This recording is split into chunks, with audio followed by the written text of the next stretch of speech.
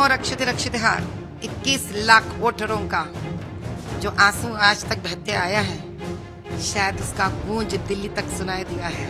ये जीत मेरा सिर्फ नहीं है, ये जीत हमारे 21 लाख भाई बहने जो ओल्ड सिटी से है उनका है। ये ना हेल्थ फैसिलिटी है उनको, ना रोड साफ है, ना मोहल्ले में साफ है, ड्रेनेज का पानी बहते रहता है, मदरसे में बच्चों को खाना नहीं मिलता है। हिंदुओं के घरों में वो लोग घर तक नहीं मालूम, एक दीवार टूटता है तो नहीं पता है आगे आके कौन आके उसको कब्जा करे। लोकसभा चुनाव के लिए बीजेपी ने हैदराबाद सीट से एआईएमआईएम के प्रमुख असदुद्दीन ओवैसी के खिलाफ माधवी लता को मैदान में उतारकर बड़ा दांव चला है। अपनी उम्मीदवारी को लेकर माधवी लता बेहद खुश हैं और उन्होंने दावा किया है कि जो काम अब तक ओवैसी नहीं कर पाए हैं वे उन्हें पूरा करेंगी। अपनी उम्मीदवारी का ऐलान होते ही माधवी लता अपने प्रतिद्वंदी ओवैसी के खिलाफ आक्रामक हो गई हैं। उन्होंने ओवैसी पर अपने क्षेत्र के लोगों के साथ नाइंसाफी करने के आरोप लगाए हैं। माधवी लता ने क्या कहा है, आइए आपको सुनाते हैं। मैंने 8 साल से देख रही हूँ उन लोग, और खास कर 1 साल से हर दिन मैं वहां उस हर गली हर बस्ती में जा रही हूँ। मैं दिन में तकरीबन 10-11 घंटा काम करती हूँ। मैं पूछे तो क्या है वहां पर? वहां कुछ नहीं है आज, ना पढ़ाई है, ना हेल्थ फैसिलिटी है उनको, ना रोड साफ है, ना मोहल्ले साफ है, ड्रेनेज का पानी बहते रहता है, मदरसे में बच्चों को खाना नहीं मिलता है, मंदिरों को कब्जा होते रहता है। हिंदुओं के घरों में वो लोग घर तक नहीं मालूम, एक दीवार टूटता है तो नहीं पता है आगे आके कौन आके उसको कब्जा करेंगे। मुसलमान के घरों में बच्चे पढ़ते नहीं है, बच्चे पूरे वहां पे चाइल्ड लेबर हो जाते हैं।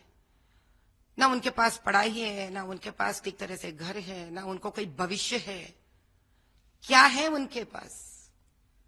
एक ही बात बचा है उन दोनों के बीच में, लड़ाई, जिसका जो चिंगारी तक वही डालते हैं, जिसका फायदा भी वो लोग उठाते हैं, और जो फायदा उठाते हैं उल्टा उनके लिए कुछ करते भी नहीं है। लेकिन ऐसा एक मुद्दा हो तो बताए। आप ही सोचिए, ऐसा ओल्ड सिटी कोई ऐसा तो पहाड़ पे तो है नहीं, वो ये समझने के लिए वो ट्राइबल्स हैं। ओल्ड सिटी कहाँ है? हैदराबाद के बीचों बीच है। ऐसा हैदराबाद जो जब बंटवारा हुआ था आंध्रा और तेलंगाना स्टेट का, मांग के लिया गया था हैदराबाद, उसका टैक्सेस, उसका जो आमदनी है इतना बड़ा है। वैसा हैदराबाद सिटी के बीचों बीच आप ओल्ड सिटी कॉन्स्टिट्यूएंसी को देखते हो, जहां गरीबी है, बेबसी है। अब बताओ तो क्या नहीं है वहां पर? ओवैसी से मुकाबले के लिए माधवी लता ने विकास को अपना हथियार बनाया है। उनका कहना है कि ओवैसी धर्म के आधार पर चुनाव लड़ते हैं, लेकिन मैं धर्म के आधार पर नहीं बल्कि विकास के आधार पर काम करूंगी। माधवी लता हैदराबाद में हिंदुत्व की फायर ब्रांड नेता मानी जाती हैं। वे हिंदुत्व और भारतीय संस्कृति की प्रखर वक्ता भी हैं। माधवी लता की उम्मीदवारी को लेकर बीजेपी में काफी उत्साह है। हैदराबाद संसदीय क्षेत्र की गोशामहल विधानसभा सीट से विधायक टी राजा ने माधवी लता को लेकर बड़ा दावा किया है। माधवी लता की उम्मीदवारी को लेकर टी राजा ने हमारी संवाददाता पिंकी राजपुरोहित से बातचीत की है।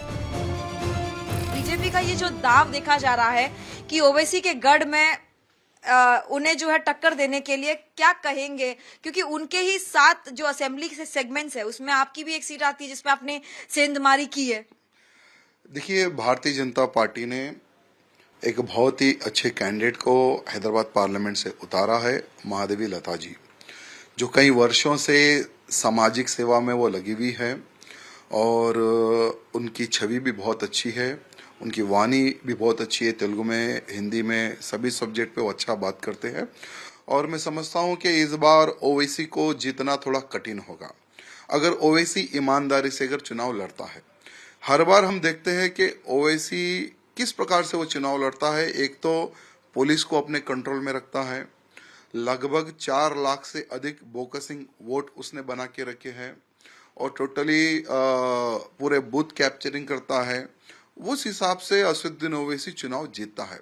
अगर असदुद्दीन ओवैसी अगर ईमानदारी से अगर चुनाव लड़ता है, अगर हर बूथ पर सेंटर फोर्स अगर लगती है, तो ओवैसी लगभग 2 से 3 लाख वोटों से हार जाता है। अगर एक भी बूथ पर अगर बोकसिंग और डुप्लीकेट वोट से अगर वोटिंग ना होती है, तो अगर इस प्रकार से अगर उस एंगल में भी अगर हम लोग सोचते विचार करते हैं तो 100% हैदराबाद पार्लियामेंट जीत सकते हैं। लगातार हम देखते हैं कि एक तरह से भड़काऊ भाईजान जो कहा जाता है, भड़काऊ भाषण एंड ऑल दैट, तो उसमें आप किस तरह की चुनौती देखते हैं? क्योंकि यहाँ पर जो है माइनॉरिटीज, यहाँ पर मेजोरिटी है। अगर इस सीट की बात करें तो कितना चुनौतीपूर्ण रहने वाला है बीजेपी के लिए? देखिए, ओवैसी से आज मुसलमान भी नफरत कर रहा है। पुराने शहर का विधानसभा का जब चुनाव हुआ तो लगभग 3 विधानसभाओं में टक्कर की लड़ाई रही और 3 विधायक उनके हार सकते थे। तो ये ओवैसी को पता चल गया कि ये धर्म की राजनीति नहीं चलेगी, विकास पे भी मुझे काम करना पड़ेगा। लेकिन दुर्भाग्य है कि उनके पिताजी हो या असदुद्दीन ओवैसी हो, आज तक पुराने शहर का कोई विकास नहीं हुआ। असदुद्दीन ओवैसी सिर्फ धर्म की राजनीति करता है, भड़काकर मुस्लिम्स का वोट लेने का वो प्रयत्न करता है। लेकिन मैं समझता हूं अगर सचमुच में पुराने शहर का मुसलमान अगर विकास चाहता है तो वो भारतीय जनता पार्टी के साथ जाएगा। नहीं हमें भड़काऊ भाईजानी चाहिए तो वो इसी के साथ जाएगा। राम मंदिर जरूर बन चुका है, लेकिन अभी भी उनके कई भाषण में, ओवैसी की बात करें तो कई भाषण में अभी भी जो है बाबरी मस्जिद का जो मुद्दा है वो जिंदा है। युवाओं से कई बार भाषण में कहते सुनाई देते हैं कि आपकी मस्जिदें जो है वो छीनी जा रही है। तो किस तरह से इसे आप देखेंगे, जो लगातार मुस्लिम युवाओं को एक तरह से कहने की कोशिश करी कि आपके हक छीने जा रहे हैं? ओवैसी का मैंने पार्लियामेंट वाला भाषण सुना था कि वो कहता है कि बाबरी मस्जिद जिंदी है, जिंदी थी, जिंदी रहेगी। तो पार्लियामेंट में बोलने से कुछ होगा नहीं। अगर ओवैसी को इतना ही बाबर से प्यार था तो तुम जो लोग कोर्ट में जो लड़ाई लड़ रहे थे उनके साथ तुम खड़े रहते, लेकिन कभी भी उनके साथ तुम खड़े नहीं हुए। इसका मतलब क्या है? सिर्फ वोट बैंक की राजनीति करना, भड़काना, माहौल खराब करना, यही ओवैसी का उद्देश्य रहा है।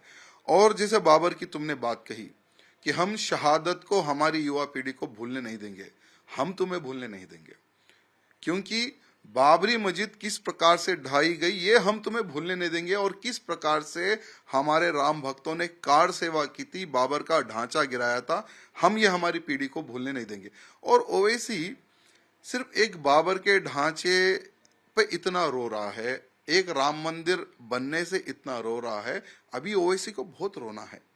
क्योंकि अभी हम काशी भी लेने वाले हैं, मथुरा लेने वाले हैं, और भारत में मुगलों द्वारा 40,000 मंदिरें तोड़कर मस्जिदें बनाई, वो 40,000 मंदिरें भी हम लेंगे। ओवैसी भले ही कितना भी छाती ठोक ले, पीट ले, कितना भी रोले, अब ये जो ट्रेन जो निकली है धर्म की ट्रेन, ये रुकने वाली ट्रेन नहीं है, क्योंकि देश में भगवा राज है और आने वाले समय में भी भगवा का ही राज होगा। माधवीलता ओवैसी को कितना चुनौती दे पाएंगी यह तो नतीजे ही बताएंगे, लेकिन इतना जरूर है कि ओवैसी फिलहाल माधवीलता और टी राजा के चक्रव्यूह में फंस गए हैं। देखना होगा कि ओवैसी इस चक्रव्यूह से कैसे पार पाते हैं। टाइम्स नाउ नव भारत डिजिटल की रिपोर्ट।